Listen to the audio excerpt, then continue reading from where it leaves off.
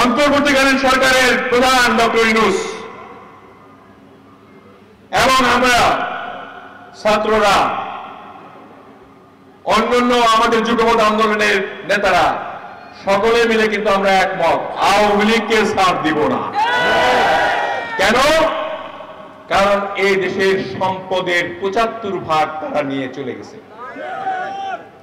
এই দেশটা যত তাড়াতাড়ি উন্নত হতো, এদের কারণে একটু বাধাপ্রাপ্ত হবে। শেখ হাসিনা, তুমি এসে দাও।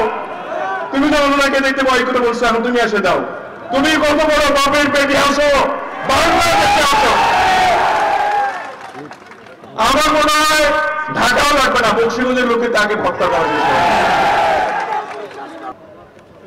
আমরা এমন একটা অবস্থান সৃষ্টি করতে চাই, চিহ্নিত যারা মানুষের ক্ষতি করেছে তাদেরকে আমরা দলে নিব না, কিন্তু যারা সমর্থক রয়েছিল ওই যে পেটের জন্য, এবং যারা বিএনপিকে অনেক সময় সেভ করার চেষ্টা করেছে, এগুলো আমাদের মনে রাখতে হবে।